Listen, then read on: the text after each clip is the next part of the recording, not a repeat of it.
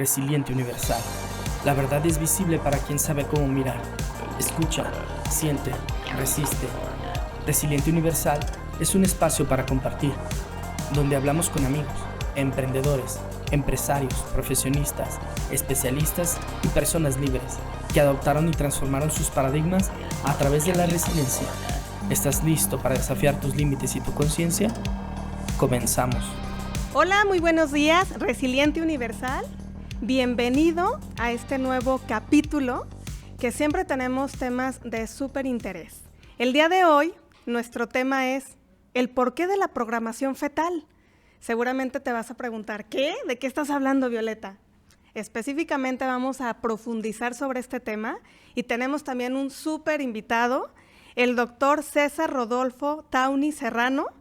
Déjenme presentarlos.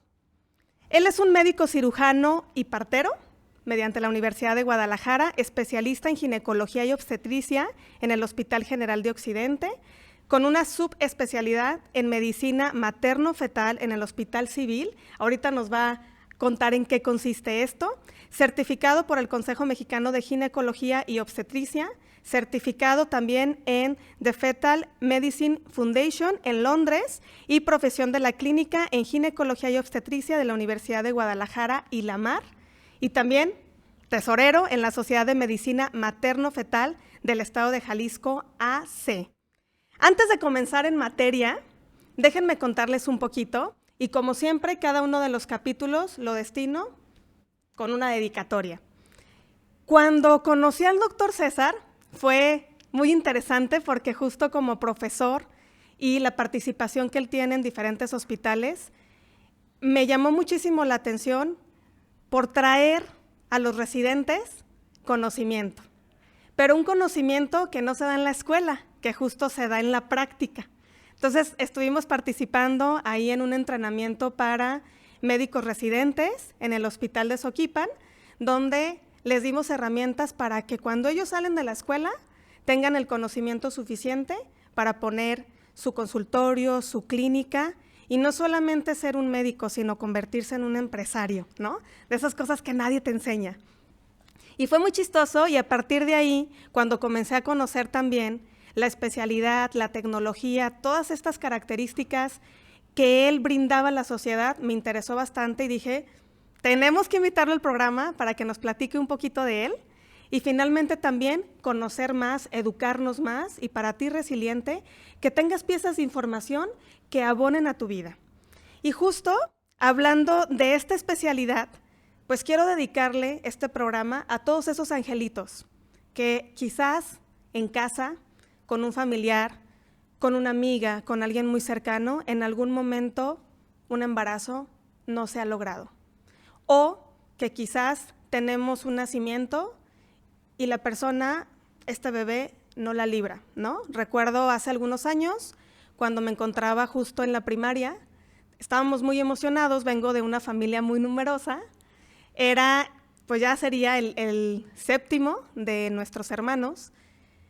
Nos avisaron, todo había salido perfecto, el parto perfecto, pero en unas horas fallece mi hermano. 15 horas duró.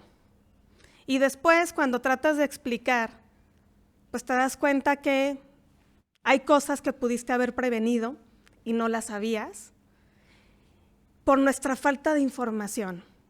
Qué importante saber en nuestra preparación si decidimos ser mamás, si decidimos traer a una personita al mundo, la gran responsabilidad que significa. Y hasta me pongo un poquito chinita porque yo sé que no es un tema fácil y que en ocasiones muchas de las personas hemos enfrentado esta situación de pérdida. También con 2 de mis hermanas lamentablemente tuvieron la pérdida de un bebé. Todavía no nacía, ¿no? Se interrumpió el embarazo en cierta etapa de gestación, pero finalmente llega a ser muy impactante, porque finalmente hay una ilusión, hay un deseo, ¿no? Habrá personas que lo planean, habrá personas que no lo planean, habrá personas que quizás no lo desean, pero finalmente estamos hablando de esa magia que se va formando y de la capacidad que tenemos como seres humanos de generar vida. Y ahí me gustaría posicionarnos. Y bueno, ahora sí, bienvenido. Muchas gracias por darte la oportunidad de estar con nosotros, de compartir un poquito de ti. Además de curricularmente, platícanos. César, te voy a decir César, ya para los compas, porque aquí ya... ¿Cómo fue que tú comenzaste a decidir o que empezaste a especializarte en esta, pues ahora sí, en especialista en ginecología y obstetricia? Cuéntanos un poquito de ti. ¿Quién es César? Además de todos los títulos que nos respaldan, ¿no? Como quien dice. ¿Qué tal, Viole? Pues bueno, primeramente agradezco estar aquí, este espacio, la presentación, y bueno, es para mí un placer sentarnos a charlar un poquito acerca de lo que hacemos, acerca de lo que hago. Y respondiendo a tu pregunta, bueno, ¿quién soy? César, como lo comentaste. Soy médico de formación, médico especialista en el área de ginecología y obstetricia, y hablaremos un poquito de eso más adelante, pero también soy papá. Sí, soy papá de un hijo de 10 años, wow, ¿sí? Que le encanta el fútbol. Ándale. Y que me encanta compartir con él muchas cosas. Tenemos demasiado en común, quién sabe por qué, ¿verdad? Y básicamente mi vida gira en torno a eso, ¿no? Mi vida gira en torno a mi hijo, mi parte personal, mi parte familiar y la parte profesional que ya vamos a ahondar un poquito. Cuéntanos un poquito de cuando eras más joven, o sea, cuando tuviste que decidir qué hacer. ¿Vienes de familia de médicos o lo decidiste de quiero estudiar medicina? ¿Cómo fue? Es una pregunta que muy frecuentemente me hacían cuando estaba yo apenas por entrar a medicina, y más que te la hacen siempre cuando entras a medicina, ¿no? O sea, okay, ¿por qué decidieron entrar a medicina? Y yo siempre tuve una respuesta que quizá fue muy atípica a lo que todos decían, ¿no? Porque yo les he respondido, es que en realidad yo nunca decidí hacer medicina. O sea, yo nunca hubo un momento en mi vida en el que yo dijera, quiero ser médico entre estas opciones, ¿no? O sea, es algo que desde que yo tengo uso de razón, la medicina me ha gustado. Siempre me veía como médico, siempre me veía en los quirófanos, me veía en los consultorios, y crecí de esa manera.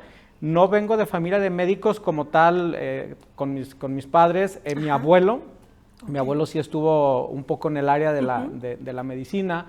Pero tuve un amigo familiar, sí, un amigo de la familia, de mis abuelos, que quizá fue mi ejemplo en esta parte de medicina, y que desde chico yo lo veía y quería seguir sus pasos. Entonces yo creo que en gran parte influyó en mi decisión, ¿no? ¡Qué padrísimo! Y fíjate que muchas veces, quizás no fue mi caso, ¿no? Que sí lo pensé demasiado en qué voy a hacer o qué me gustaría, pero creo que cuando ya lo tienes desde pequeño y lo viviste, lo transpiraste, es como, tiene que ver con esa vocación, ¿no? Lo que le llaman que a lo que estás destinado. Y mira, o sea, finalmente este ejemplo te permitió lograrlo, pero sí hubo alguna decisión cuando elegiste la especialidad, o también ya había cierta afinidad a la ginecología. Fíjate que no, cuando yo hago medicina, a mí algo que me encantaba es cardiología. De hecho, daba clases de cardio también. Cuando yo ya iba semestres arriba, daba clases a compañeros de semestres inferiores. Pero mi decisión de ginecología viene en octavo semestre, que es cuando precisamente en el Hospital General de Occidente hago mi semestre, y se enfoca a la mitad en solamente ginecología y obstetricia.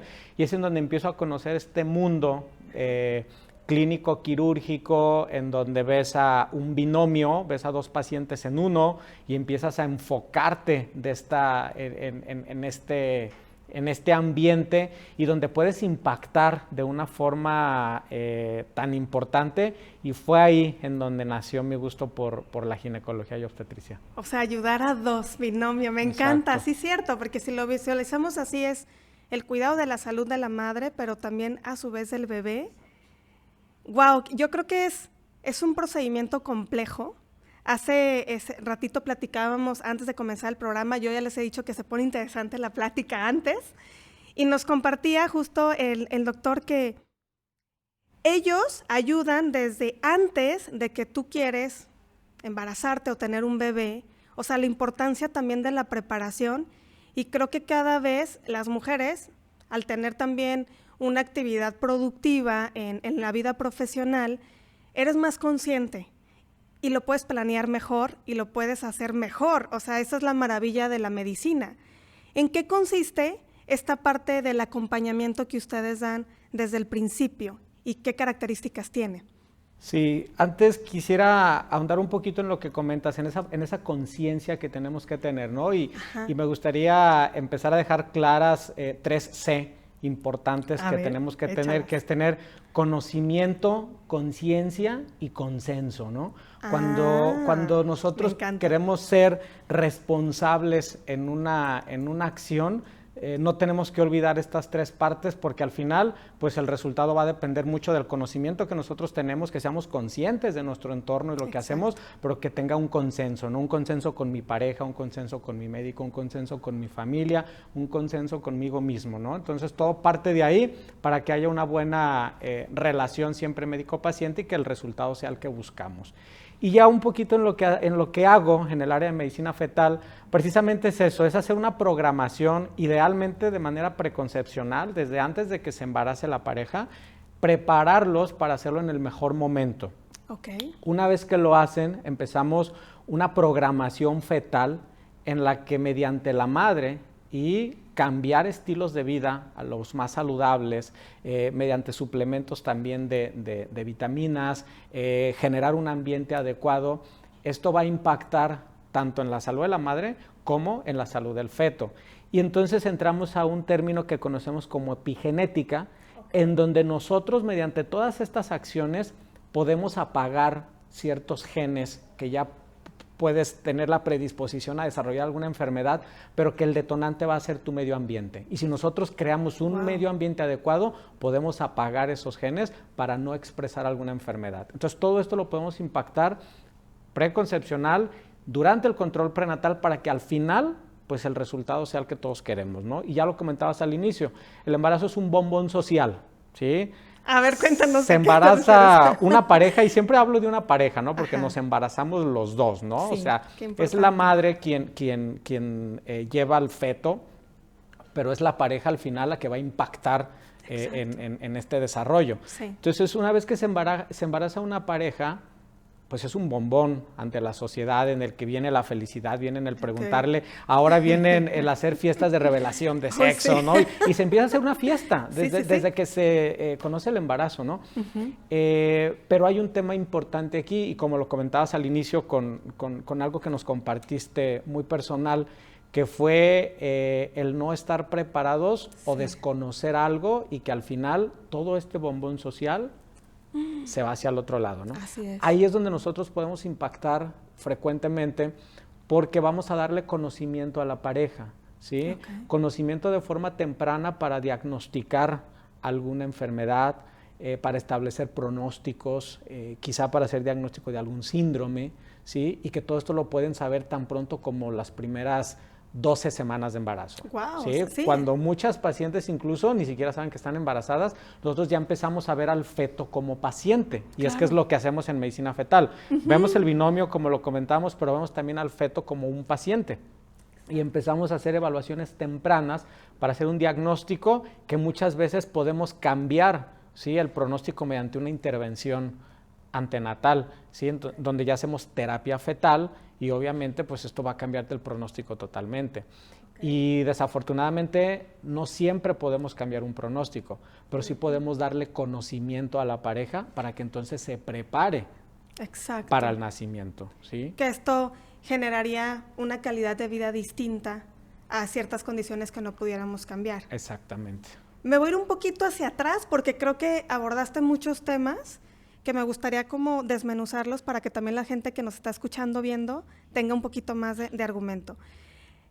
¿Hace cuánto que se hablaba de epigenética? Porque entiendo que hemos ido evolucionando esta parte de la ciencia, del conocimiento y la aplicación, pero en realidad yo no había tenido el contacto a ese nivel donde te puedes dar cuenta desde antes de ciertas semanas, ¿no? Porque naturalmente cuando hacías el control prenatal o ibas con tu ginecólogo, había ciertas características, pero ahorita la tecnología, wow, o sea, tienes detalles de muchas cosas. Cuéntanos un poquito cómo surge esto de epigenética y si se enseña en la escuela o si a partir de que tú sales tienes como esta oportunidad de especializarte en cierta tecnología. igual si algún médico nos está viendo, ¿no? Y todavía está decidiendo que no haya sido como tú. Primero, cuéntanos un poquito de cómo surge este término de epigenética. Sí, bueno, hablar de epigenética no hablamos de algo nuevo en realidad. Okay. Sí, aquí pensaríamos quizá en eso, pero no. Y hablar de epigenética es hablar de algo multidisciplinario, en donde vamos a intervenir diferentes especialistas, ¿sí?, que van a impactar. Hablamos desde nutrición, hablamos desde propiamente el ginecólogo, hablamos desde el neonatólogo, hablamos del médico internista que también acompaña a muchas pacientes que tienen ya una patología al momento de que se embarazan, y en donde todas estas intervenciones van a buscar un fin que es cambiar todos estos factores que podemos modificar, ya sea mediante medicamentos, mediante estilo de vida, mediante apoyo emocional, mediante apoyo nutricional. ¿Para qué? Para que podamos impactar en apagar, viéndolo desde este punto de vista, ciertas predisposiciones. Pero es algo que se le ha dado ya auge, te hablo de los últimos años, en donde cada vez empezamos a intervenir más en esta parte. Pero si vemos el contexto de lo que es epigenética, que hoy lo ponemos de esa forma, pues es algo que se viene haciendo o que se ha hecho desde mucho tiempo, pero quizá no se había dejado muy en claro el impacto que va a generar, ¿no? Y hablando propiamente en mi área, en medicina fetal, pues la programación del feto que nosotros vamos a tener durante estos 9 meses de embarazo, pues va a marcar la diferencia en una madre o en una pareja que lleva un control prenatal desde un punto de vista multidisciplinario, comparado con aquella pareja que no genera todas estas conductas. Wow, ok. Entonces entiendo que también el involucramiento de otros especialistas ha permitido también ser más preciso e incluso desarrollar esa tecnología que nos permita identificar los elementos relevantes para cada especialidad. Así es. Cuéntanos un poquito de la tecnología que ustedes utilizan. Ok. Como bien lo comentas, actualmente tenemos tecnología que nos permite de forma muy temprana hacer diagnósticos.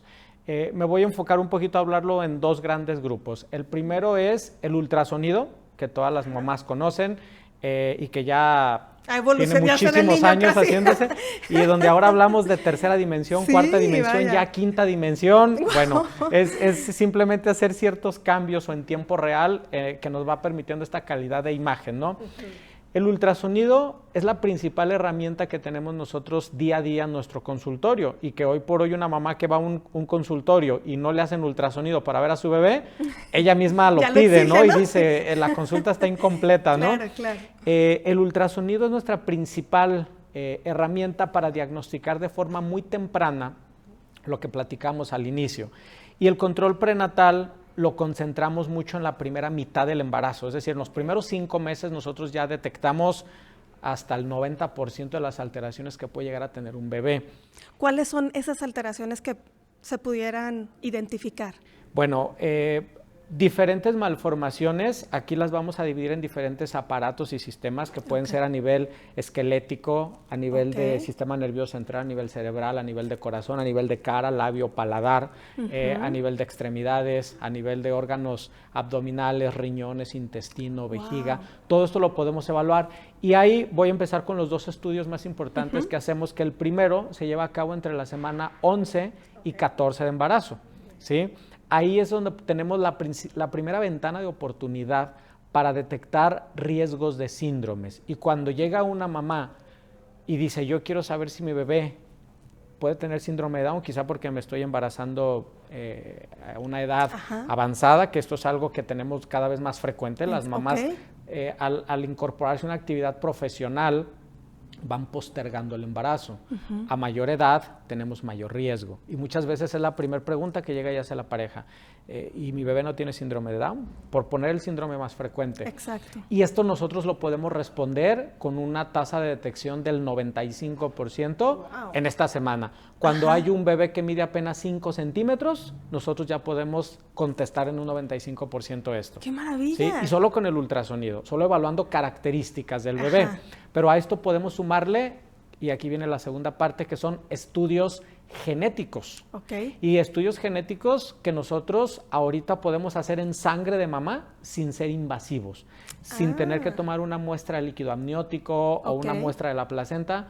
Con una muestra de sangre periférica de la mamá, como cualquier laboratorio que se hace, nosotros ya nos vamos hasta un 99% ya de una detección. O sea, reduces a casi nada la probabilidad. Exactamente. ¡Wow! Y entonces le podemos responder con tajantemente, mira, quédate tranquila, quédense tranquilos papás, porque su bebé no muestra ninguna característica, ya ingresamos a una calculadora todas estas características junto con edad de la mamá y demás, y tenemos este estudio en sangre, así que disfruten el embarazo y empezamos a quitar cargas emocionales, ¿sí? Oye, y esto tan pronto como semana 11-14.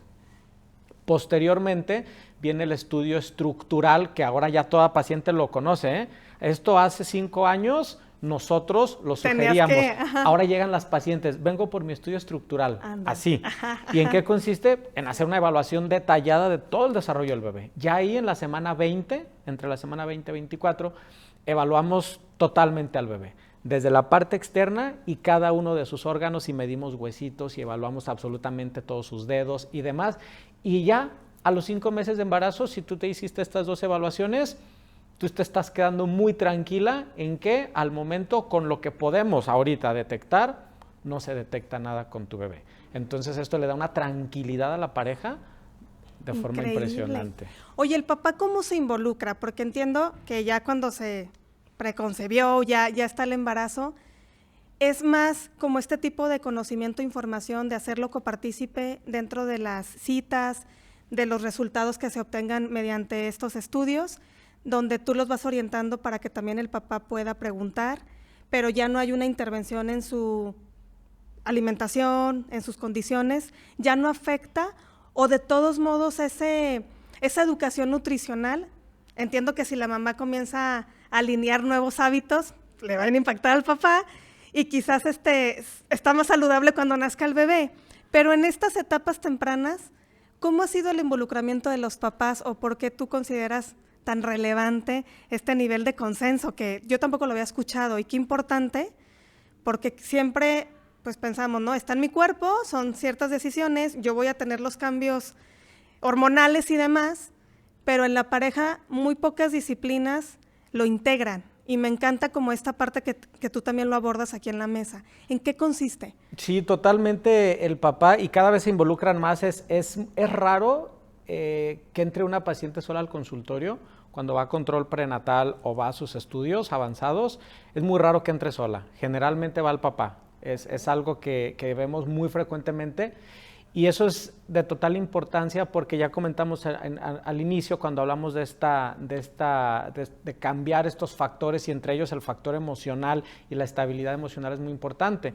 Entonces el hecho de que papá esté presente durante la evaluación dándole seguridad a la mamá, desde el momento que el papá escucha el latido del corazón de su bebé, cambia todo para él, ¿sí? Y es lo primero que el papá graba. Y puedo grabar el latido, y eso es hacerlo partícipe, sí, y generar esos lazos. Exacto. De forma temprana, para que obviamente durante todo el control y todos los cambios, ya comentabas alimentación, estilo de vida, el salirlos a caminar 40 minutos al día y hacerlo en pareja junto con todo lo demás, pues obviamente va a generar todos estos cambios. Y al momento del nacimiento, hacerlo partícipe, que esté ahí en la sala de expulsivo o en el quirófano, y el papá corta el cordón de su bebé y están los 3 en el expulsivo cuando nace, y generamos ese apego inmediato, ¿sí? Mamá, papá, hijo, y posterior se van a habitación y generamos algo que se llama habitación conjunta, en donde bebé se debe quedar con papá, sino que el bebé se vaya cunero y los papás en la habitación. No, o sea, es generar esos lazos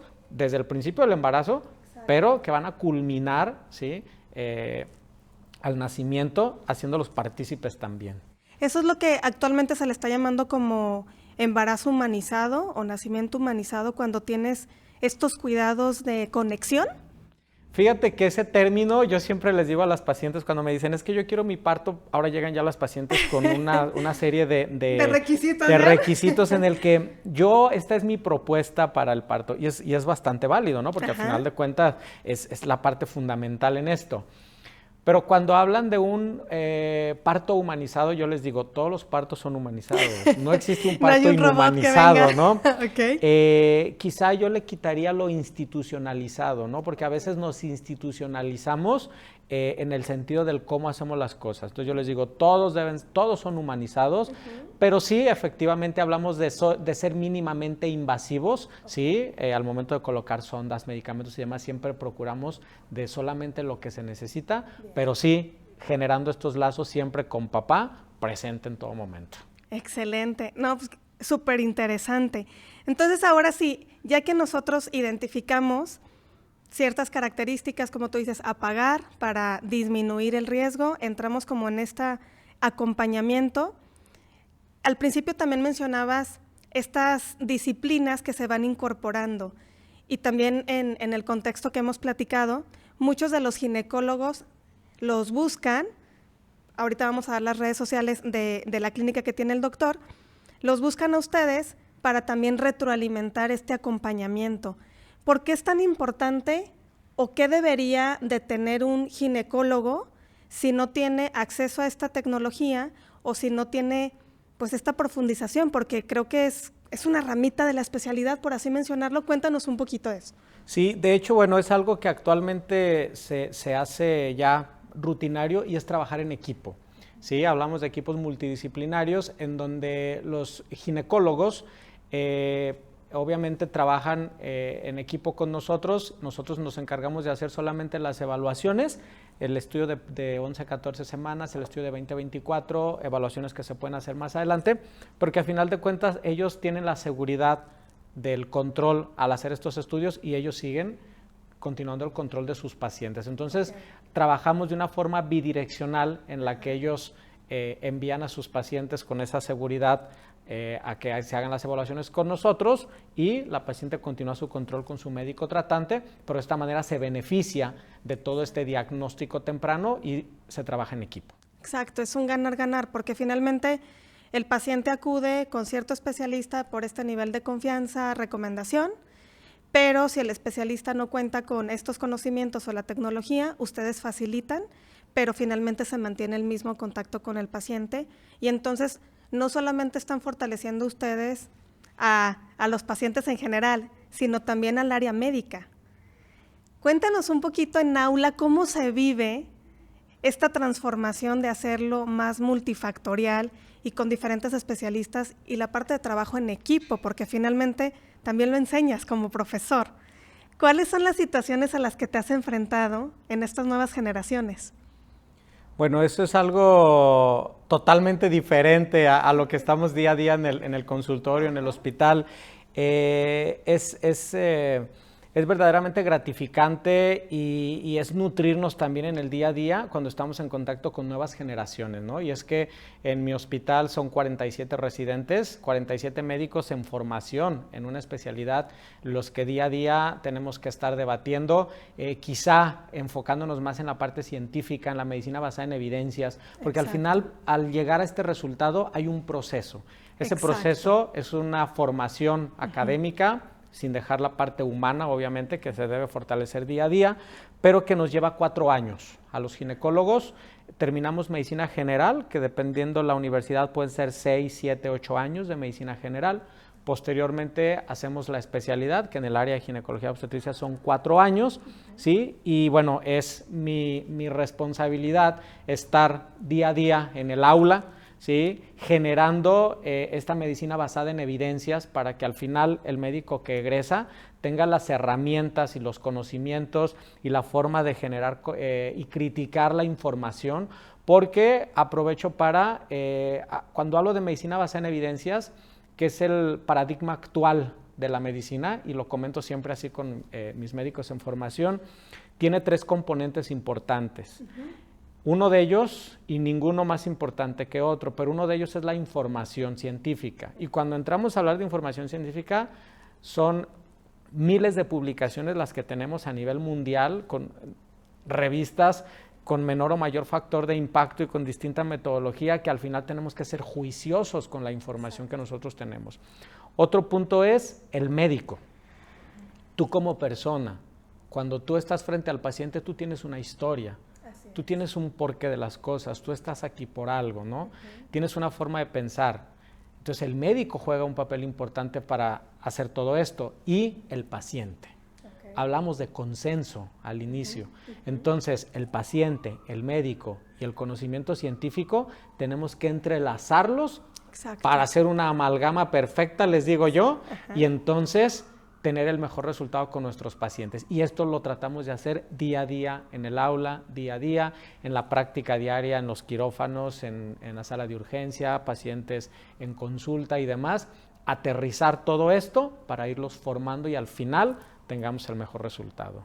Sí, fíjate que lo abordé también de este lado porque actualmente el fijarnos como un paciente, como ser humano, creo que ya tenemos mayores argumentos y también ha revolucionado todo el área médica. Pero qué importante es desde aula enseñarlo para que también el médico comience a tener esta sensibilización. O sea, yo me acuerdo hace años, bueno, no tengo tantos, ¿verdad? Pero antes sí veíamos como al médico como esta figura firme, seria, que no tiene sentimientos, ¿no?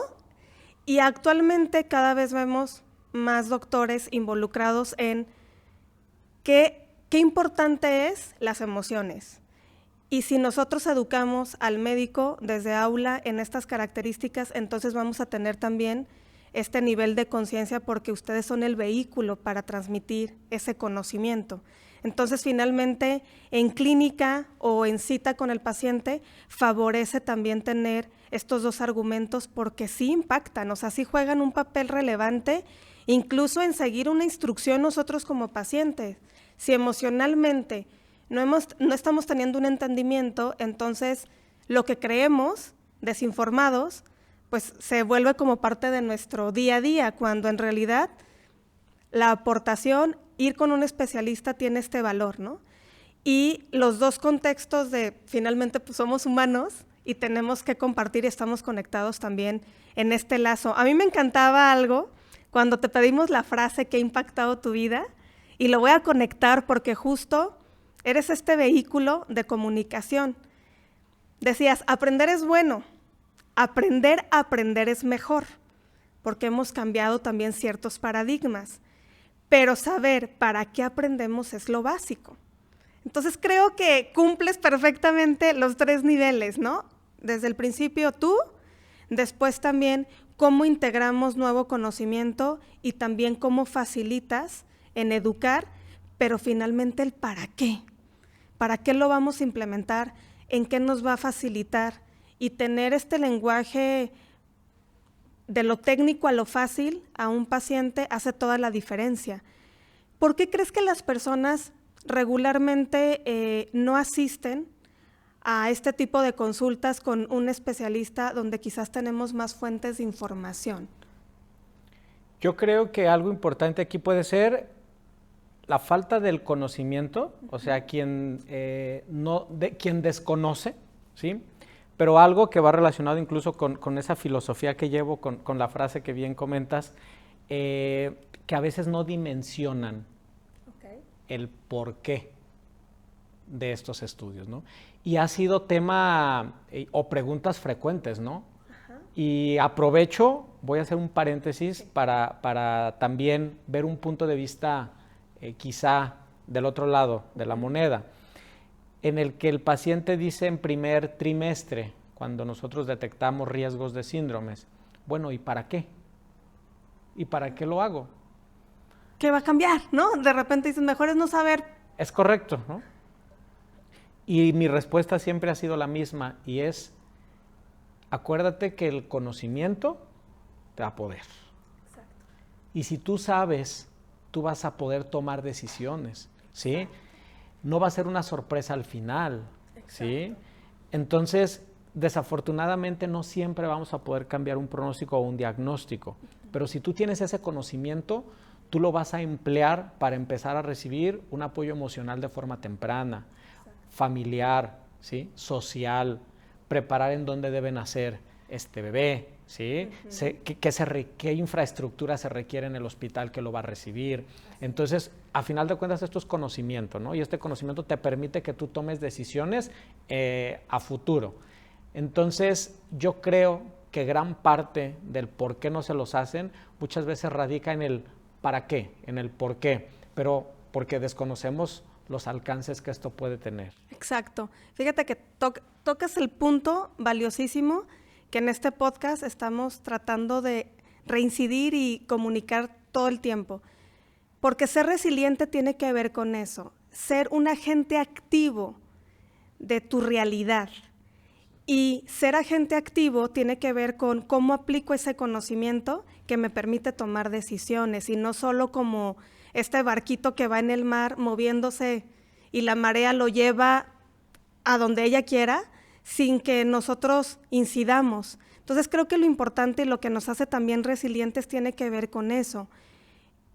Esta información temprana, ¿cómo me permite a mí no tener el control, pero sí tener una seguridad de lo que está a mi alcance? Y creo que disfrutamos mejor la vida. No es lo mismo si tenemos las características de alguna malformación que ya no se pudo hacer nada, o si podemos disminuir el riesgo.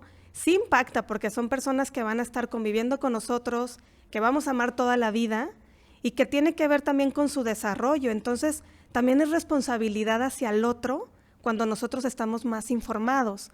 Y por esto estos foros de comenzar a cambiar también el esquema, porque con estos paradigmas o estas limitantes que muchas veces tenemos, o que inclusive decimos, es que eso es muy caro, ¿no? O vemos el uso de tecnología o el uso de terminología especializada y no, pero es que eso va a ser muy caro, cuando en realidad puede estar al alcance y con estos equipos multidisciplinarios que ustedes ya generan en el mismo sector de salud, comienza a ser también más accesible a toda la comunidad. Entonces, platícanos un poquito de dónde has tú experimentado ser resiliente, ¿no? Donde este conocimiento, al compartirlo también con los papás, ha movido tu día a día y cómo ha conectado con eso, porque, híjole, tocas la parte que me encanta, ¿no? Porque el estar informados no lo dimensionamos hasta que suceden las cosas y entonces nos lamentamos,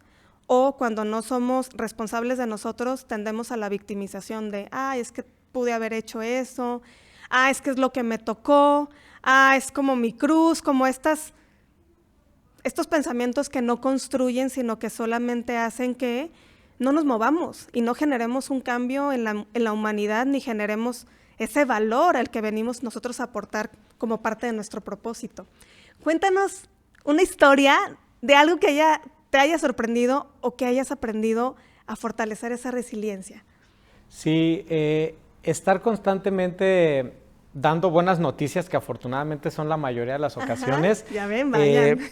Son momentos muy gratificantes, ¿no? Y que te hacen tu día a día, al final, que termines con un buen sabor de boca de la consulta, porque ves caras felices, ves familias contentas. Eso es algo que nos gusta. En lo particular, me encanta lo que hago, y el día a día, la mayor parte de las veces, veo y doy buenas noticias, ¿no? Pero viene la parte en la que nos toca dar una noticia que no es agradable, ¿no? Una mala noticia con el bebé.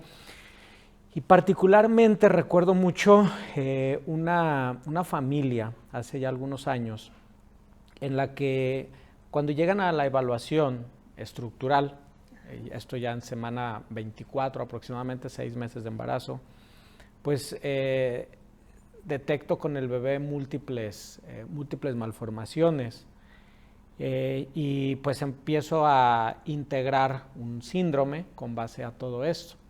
Y al momento de explicarlo a la familia, porque recuerdo que iba también la abuela del bebé, iba la mamá de la paciente, ellos estaban muy tranquilos.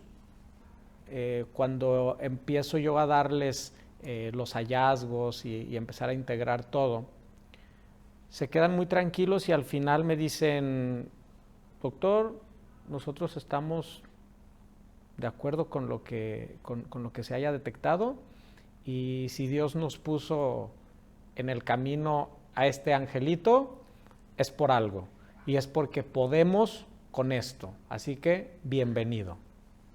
Así.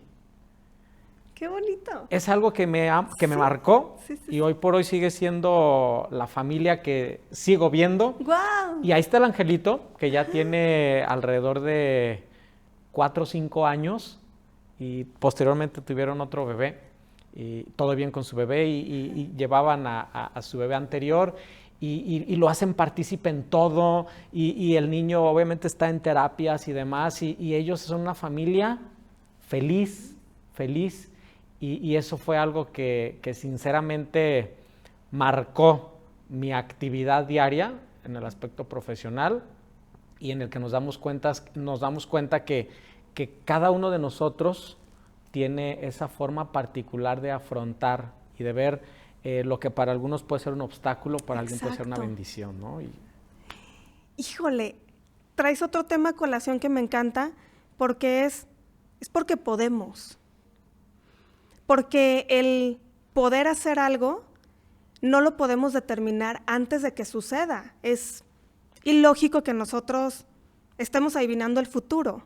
Pero finalmente el conocimiento sí nos va dando esas bases que en algún momento, alguna circunstancia donde creemos que no es lo normal, ¿no? Porque también lo acentúo, porque ¿qué es normal? ¿No? Y aparte, si nosotros tenemos mayor información, no quiere decir que las cosas sean perfectas, porque también la perfección lo vamos generando como un elemento como muy subjetivo, porque también la perfección o la realidad tiene que ver con muchas cosas, ¿no? Con mi experiencia, con mi conocimiento, con lo que he visto, con lo que logré integrar desde que era un niño, lo que vi normal, lo que no vi normal, pero en realidad tiene que ver solo con experimentar esas cosas que también la propia vida nos va dando la oportunidad de seguir evolucionando. Yo lo identifico como eso, porque finalmente puedes tener el uso de la tecnología, no se pueden evitar ciertas cosas, pero finalmente el para qué comienza a tener un significado distinto para la familia, pero el si yo puedo es porque también finalmente confiamos en el valor que tenemos y que podemos aportar. No es como elegir las circunstancias, más bien la adaptación a esa circunstancia. Y creo que nos dejas un aprendizaje también muy grande, porque el pensar que algo puede ser perfecto, el pensar que lo podemos controlar al 100%, yo creo que es no permitirnos tener esa experiencia donde podamos magnificar todos los elementos que nos permiten ser seres humanos, mediante experiencias, mediante la conexión con otras personas que saben más que nosotros, pero finalmente vivirlo y disfrutarlo. Y creo que lo sigues haciendo en tu profesión a diario. Yo he visto al doctor altas jornadas, ¿no? Donde mis respetos, porque no es una profesión sencilla, es una profesión que requiere, además de humanidad, también olvidarte un poco de tu cansancio, porque tienes que dar ese servicio. ¿Cómo le haces? ¿Cómo te reconectas después de una jornada de estar con los residentes, con los pacientes, dando noticias buenas, malas? Nuestro cuerpo se cansa. ¿Cómo te conectas? ¿Cómo lo logras? Fíjate que tocas un punto importante y que a veces creo que no soy consciente. No soy consciente del cansancio, del estar día a día, porque cuando digo día a día es sábado y domingo también. Sí. O sea, es día a día. En esto no soy consciente al final de ese cansancio, porque es algo que me gusta, porque es algo que disfruto. Y quizá mi conexión viene, yo soy amante de la naturaleza, entonces me gusta el bosque principalmente, y quizá es en donde tengo un espacio y donde cada semana ahí, yo no diría me cargo de energía porque vuelvo a esa inconsciencia del cansancio, pero donde sí, después de estar ahí, siento que inicio o reinicio una semana y con toda esa energía, ¿no? Que quizá lo hubieras tenido después de haber descansado todo un fin de semana y que para mí bastan unas horas probablemente en ese contacto, ¿no? Entonces, básicamente esa es mi forma de hacerlo. Qué padrísimo, y creo que también la parte de la naturaleza, el cuidado, tiene que ver con nosotros, ¿no? Así como en la especialidad se integran diferentes mentes, también formamos parte de un globo terráqueo, una tierra donde hay una conexión de diferentes elementos que nos permiten continuar respirando, viviendo, disfrutando de esta vida. Antes de terminar el programa, porque obviamente, les digo, nos da para mucho, son muchos temas especializados, ¿dónde te pueden encontrar? Las personas, si les interesó, si están en el proceso, si ya viene un bebé, no estaban informados, o finalmente también incluso el especialista que actualmente los atiende no les ha brindado este tipo de información, que también se lo sugieran, ¿no? Porque finalmente es aportar para este bienestar que estamos buscando. ¿Dónde te encuentran? Bueno, en la parte privada, mi centro se llama Maternel Center, okay. ¿Sí? Que es en donde hacemos todo esto día a día, ¿sí? Tanto control prenatal como estos estudios, este diagnóstico prenatal, y podemos ofrecer también terapia fetal en algunos casos particulares. Entonces, de manera privada, Maternel Center, no sé si quieras, te dejo los datos. Sí, los vamos a poner ahí en la descripción, en nuestras diferentes redes sociales, para que también los puedan contactar. Ahí se puede hacer cita directa, o también mediante redes sociales también podemos escribir y de esa manera se le da seguimiento. Claro que sí, la página de internet está disponible. Tienen ahí todos los datos de ubicación, teléfono y demás, en donde se pueden comunicar y concertar una cita. Perfecto, entonces no es necesario que sean pacientes como de primera vez, sino si vienen de un especialista también se les puede dar el servicio, o si quieres informarte desde las primeras etapas, se te puede brindar el servicio. Perfecto. ¿Algún mensaje que les quieras dejar a las personas que nos escuchan, que nos ven? Bueno, yo creo lo que comentaba al inicio, ¿no? Ese mensaje de que seamos conscientes, de que tengamos ese conocimiento de lo que estamos haciendo y que lo consensemos, ¿no? Es válido totalmente con nosotros mismos, con la pareja, con la familia, con nuestro médico, ¿sí? Y que si navegamos haciéndolo de esta forma, ese conocimiento que nosotros tengamos pues nos va a generar el poder tomar decisiones, el poder saber qué viene, y de esta manera llevaremos un embarazo pues mucho más consciente en todos los sentidos y que lo van a poder disfrutar, porque eso es lo más importante.